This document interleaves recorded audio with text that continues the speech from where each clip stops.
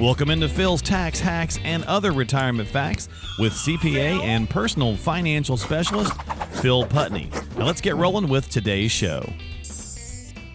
Hey everybody, welcome into Phil's Tax Hacks and Other Retirement Facts with Phil Putney and myself here to talk investing, finance, and retirement planning's hidden questions. I don't know if I'm totally crazy about this title, Phil. I don't know that they're hidden so much as they are. I think our focus gets put in places and we just kind of overlook them. You say overlooked questions or we know it's there, but we tend to maybe again keep our focus on something else often. A lot of times the importance of them and a lot of times I think our focus is on the big, like just accumulating the money, right? What's just getting the big number or have? whatever. Yeah. So we're going to talk about a few of the things that get, kind of lurk in the shadows. I guess since it's Halloween month. There you go. It's lurking in the shadows is some of these things here. So we're going to talk about that this week on the podcast. You doing all right? Doing good. Yeah. Yep. Good. Loving the fall weather. So it's crisp air is That's good. Absolutely right. Love the cool nights. Not melting your face is good. I love summer, but fall's pretty sweet, because you got some really comfortable temperatures and you can get a few more things done, especially here in the South without having your face fall off. Just the shorter days are what kills me. It's like, that's the downside. It's light out. And pretty soon it's going to be, you go to work in the dark, you come back at dark. It's like, that's the downside a little bit. Yeah. But, then things really are hidden. There's my segue. There you go. All right. Let's talk about a few of these things. I got a couple here identified I want to go through. Phil, how much are those tax-deferred savings actually going to cost me in taxes? Yeah, right? That is always the question. Hidden in the term, right? It's not necessarily hidden. We know about it. We chose to do it, but we forget about it because we've been punting those taxes for 30 years. Oh, yeah. You mean I don't have $1 million, but it says I'm a millionaire. That's so cool. No, you're a 700,000-ish. Yeah. Well, that's the challenge with that tax deferred account is how much do you really have? I don't know. I always liken it to a tax deferred mortgage, right? I say IRA, 401k, that tax deferred account you have, give it as mortgage. You owe the IRS X amount of taxes. The challenge with that mortgage is this. Number one, it's a variable rate mortgage, right? We don't know what that's going to be. Okay. Because the rate on that mortgage is determined based on the tax rates and your income at the time you pull the money out. So what they are today is pretty irrelevant, unless you plan on doing something today or next year, next 3 to 5 years. The further you go down the road, 5, 10, 15 years down the road, that number becomes really fuzzy because we don't know what that potentially could be. Yeah, if we project taxes as they are today, we can predict that's what would happen, and that's how we plan. But I think the reality is there's a high probability that things can get much worse from a tax aspect as we go down that road. So, and that's the other side of that variable rate mortgage. I always say is it's a variable rate mortgage where the IRS controls the rate. So to put it in perspective, if you had a house with a rate mortgage that you didn't know what the rate was, the bank got to determine what the rate was when you paid it. That's what you have in that tax deferred account. You probably have signed that contract, but you did. You're in that you may not sign that contract. You probably wouldn't sign that contract, right? Knowing what that potential liability is, now you need to start planning and head around. How do we remove some of that unknown, or at least limit the effect of that unknown going forward? Yeah. And so folks, you can kind of see what I'm driving at here a little bit, where it's like, we know this, right? You chose to do it, but we lose track of it because it gets so easy because, you're pumping into the 401k, you're not dealing with the taxes later. And then one day later shows up, right? So you just got to make sure that you start thinking about it. The bottom line is we were all led to believe that when we were in retirement, we were going to be in a lower bracket. And for some people, that's the case. Typically for somebody that's prepared well for retirement, they've saved money, they've accumulated enough assets. They have maybe a higher income, so they've got a higher Social Security benefit. Maybe they're fortunate enough even to have a pension.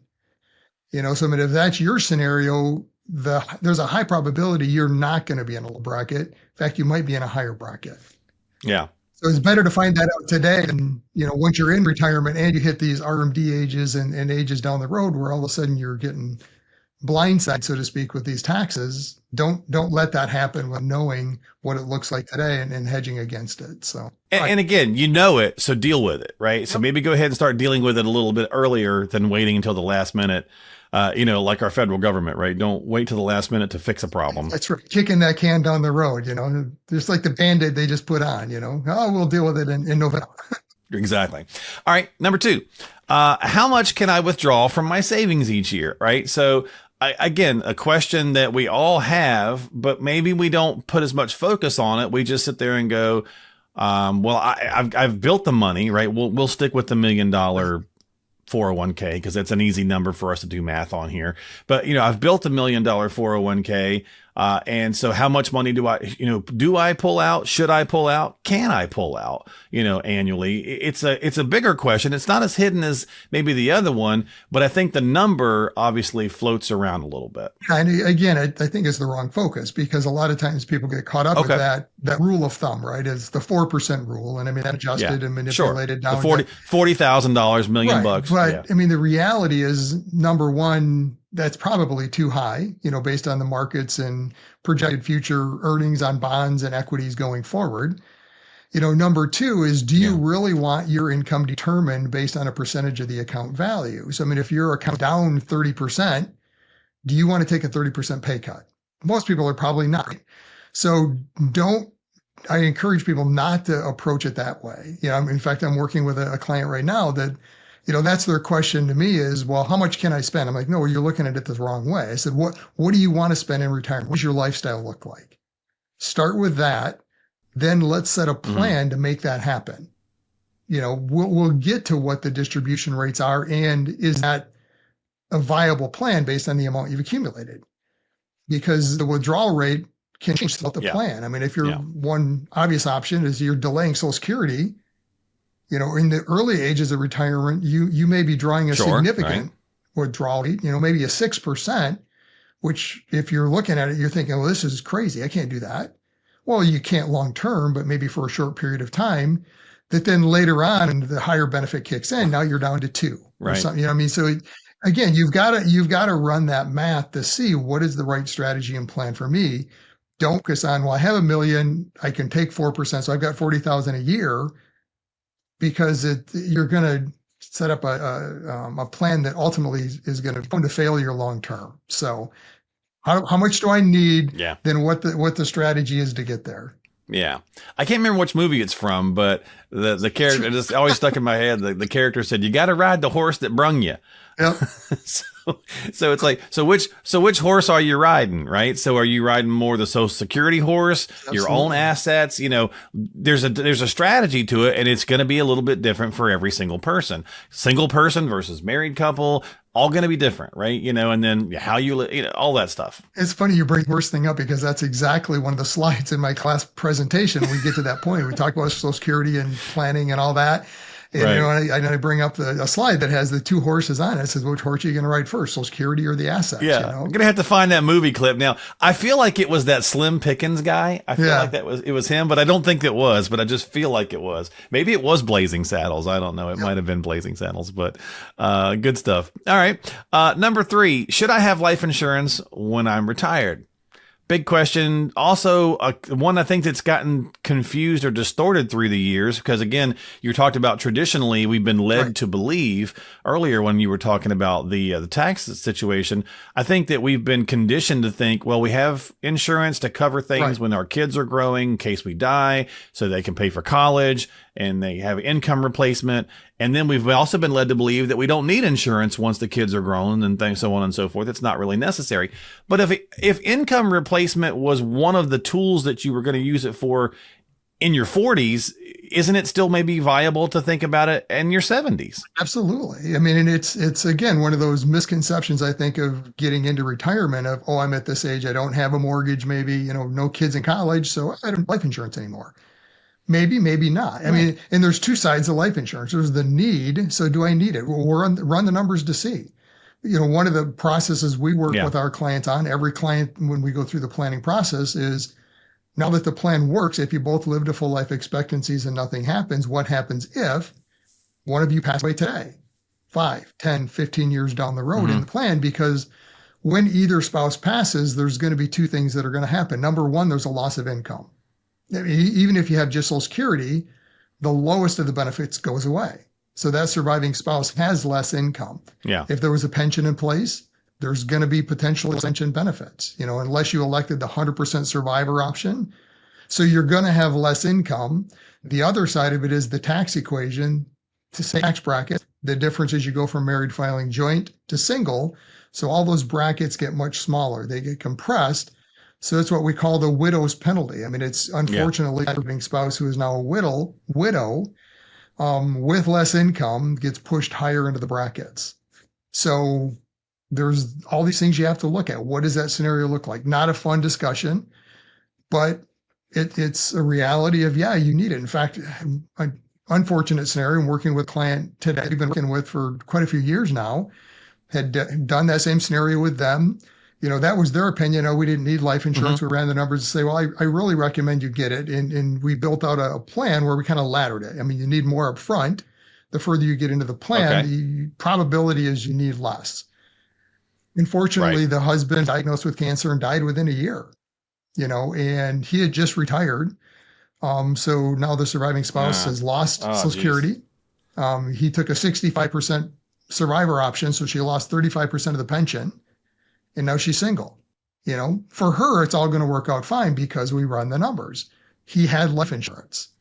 Yeah, and that's exactly why sitting down with a professional can be so important, right? Because if they had stayed with their own devices, they may have chosen not to get the insurance. They were headed that way based on just, all the things that we're kind of used to doing. And having that sounding board, that third party in you to look at it, run the math and look at it and go, I can see where you're coming from, but I'm really going to recommend that you keep it. And here's why. And then it wound up, playing right into, unfortunately, life's, strategy for them, life's plan for them. But again, that's the whole, right? I mean, that's like a microcosm of why you should talk to a professional right there, Plan for the best, but prepare for that case scenario. Okay. Because it's not going to happen to everyone, but same reason you have homeowners and auto insurance, right? I mean, most of the time you don't make a claim. And you know what? We all hate insurance, right? Nobody likes their car insurance, their home insurance, pet insurance, whatever it might be. And we all can't stand right. We can't stand making that payment, but the second we need it, we're like, whew, I am so glad I had it. Yeah, exactly. A medical insurance, right? I mean, I had the open heart surgery. If we'd have had to pay for that ourselves, I'd still be paying for it. It was $300,000. That was 10 years ago. That's how much it cost 10 years. I can't even imagine what it costs now. All right. And speaking of medical, what kind of medical coverage do I need over and above Medicare? Great program, does a lot, doesn't do everything. Yeah, I mean, Medicare, we're actually getting into that season right now. My son-in-law, Brandon, works with all our clients on that. So it's that open enrollment timeframe where those that are on, the Medicare Advantage plans, the drug plans, have the opportunity to make a change of their plan for next year. But so Medicare's a piece of it, but there's gaps, right? There's deductibles, there are co-pays. Probably the easiest one to understand is, so Part A is hospitalization, Part B is going to be doctor visits. Mm-hmm. B is probably the easiest to understand, most familiar in that it's an 820 policy. So Medicare pays 80% of covered costs. The first catch is covered, right? Only Medicare approved costs. So if your doctor is charging $3,000, Medicare only approves $2,000. Well, their $1 gap, you're on the hook for potentially. And the other part is that 20% that your share. Well, there's no, right? There's no maximum out of pocket under Medicare that you would have to pay. So if you just had Medicare and you had your $300,000 surgery, well, you're $60,000 out of pocket. Provided they approve the whole 300, it could be greater than that. So you need to have some kind of a supplemental or an advantage, some additional insurance to help fill the gap. So, So that whole Medicare side of it, it's very confusing, a lot of options and opportunities, but don't discount it. You've got a great opportunity when you first enter Medicare to be able to pick whatever you want without medical underwriting. But then as you go through the plan, and start to age, now you can have some limits. So work with a professional on that to make sure you're getting the right plan and strategy up front. And to your point, since it is that time of the year here in October, let's go ahead and just remind folks, if you need some, especially around that situation, if you need some help on the Medicare side conversation, definitely talk with a specialist. Again, that can be really important too. A lot of us try to go figure out Medicare on our own, and you can go through and do the steps, but my mom's learned the hard way. She's now been messing with it now for 15 years, and then she's definitely learned the hard way. She can navigate it pretty good now. But there's a lot of advantage to even talking to a Medicare specialist. So certainly consider doing that. Yeah, do that as well. Okay. Final one. How much am I really paying in fees and commissions? Out of all these on the list, this one probably is the truly hidden one. Again, we know that we know that there's fees and we know that we pay them. But I think most people get focused. When I use that as the point earlier, Phil, they get focused on my guy or gal charges me 1%. And that's my fee. Yeah, I mean, there's that on top. And that's not it. Especially if you're if your investment advice uses mutual funds, right? Because mutual funds are famous for this because there's potentially a lot of hidden fees built within that fund that you don't see. I mean, it's just in that net return. So, I mean, fees are important, absolutely. I mean, it's going to be a determinant of what your net performance is. But it's one aspect of the big picture. I mean, we don't focus on it, but we disclose this is what it is, this is how it works.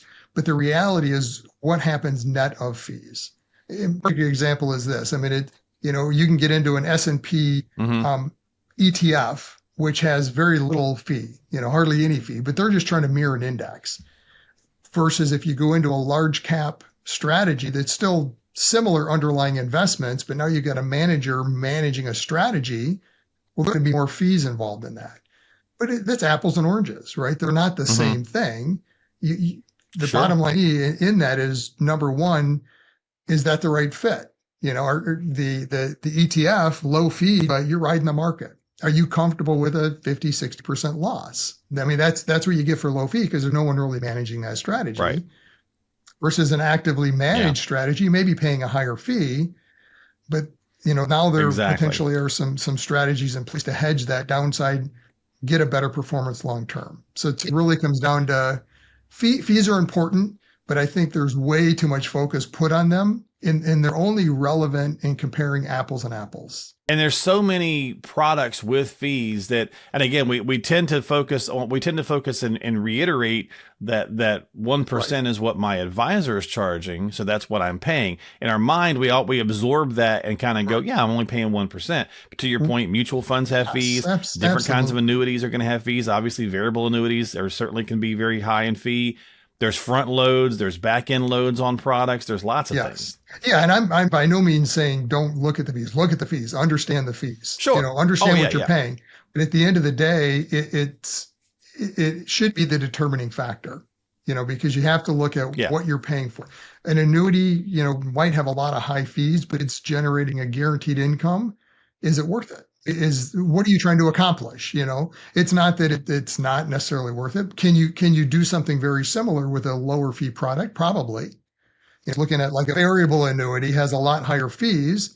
If you're looking at it for guaranteed income, well, you can generate guaranteed income with another type of an annuity, an index annuity, with a much more manageable fee. So it's a matter of comparing two similar products. Now you can say, okay, fees become really relevant at that point.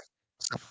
And I think that was my point, right? So, because sometimes people will go, oh yeah, I've got this product and I'm making 5%. And my guy or gal charges me 1%. So I'm clearing 4%. But then when you really look at what's inside the fees of the product, maybe it's 2% there. So you're actually making 2%, So it's just understanding exactly, just like anything attached to fees in life, we all know that there's money attached to everything. Nothing's free. Absolutely. It's the value you're getting, and does it make right sense mathematically? So if you're in a product that is making you 3 or 4% after all the fees, and you're good with that, great. But just don't necessarily think you're making 3 or 4 or 5% if you may not be. That's all. Yeah. I mean, as long as that fits your strategy, and fees are important, but I just encourage you, don't make that your focus, because if you do, you're going to get led down the wrong path. So, okay. Great point. Great point. And that's going to do it for the podcast. So some hidden questions to ponder here on the Phil's Tax Hacks and Other Retirement Facts with Phil and I talking about these things. So again, often important, very important little pieces that we all typically know about this stuff, but we tend to put our focus in just certain corners of the financial world, especially when we don't do this every day. So if you need some help, reach out to Phil, and of course subscribe to the podcast so that you can hear these useful little nuggets of information that we do just about, well, actually every week. So if you need some content, if you need some help, reach out to Phil and get on his calendar. If you want the content, just subscribe to the show. I'll get it right one of these days. I've only been doing this for years. Give him a call at 321. Give them a call at 248-888-7530, 248-888-7530, or just stop by philstaxhacks.com. That's philstaxhacks.com. For Phil Putney, I'm Marc Killian. We'll see you next time here on Phil's Tax Hacks and Other Retirement Facts. Phil? Investment advisory services offered through AFS Wealth Management. The content of this program is provided for informational purposes only and is not a solicitation or recommendation of any investment strategy. Investments and/or investment strategies involve risk, including the possible loss of principal. There is no assurance that any investment strategy will achieve its objectives.